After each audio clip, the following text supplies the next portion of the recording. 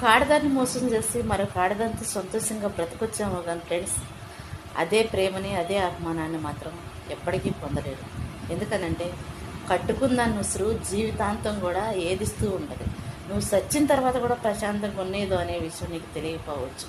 ఎందుకంటే ఈరోజు సంతోషం నాకు హ్యాపీగా ఉంది కాబట్టి, ఒక ఆడదానికి అండలేకపోయినా దిక్కులేకపోయినా దాన్ని నేను ఓడించగలిగాను, నాకు నచ్చిన దాంతో నేను సంతోషంగా ఉండగలిగాను అనే తృప్తి అనేది నీలో ఉందేమో. ఒకవేళ సమాజంలో గెలవచ్చు, కానీ నీకంటూ ఒక రోజు రోజు దేవుడి ముందు మాత్రం తప్పక ఓడిపోవాల్సి వచ్చింది.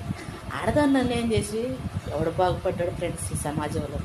కాకపోతే ప్రతి మగవాళ్ళల్లో ఒక మంచి ఉంటుంది, చెడు ఉంటుంది. కానీ మూర్ఖుల గురించి ఏ ఆడది కూడా మాట్లాడదు. అన్నీ తెలిసినవాడైనా ఉండాలి, లేదా ఏమీ తెలియనివాడైనా ఉండాలి. కానీ అటు ఇటు కాని వాడితో మాత్రం సమాజంలో అటు ఇటు కాని వాళ్ళు ఇద్దరు ఉంటారు. కానీ వాళ్ళల్లో కూడా మానవత్వం ఉంటుంది, మర్యాద ఉంటుంది.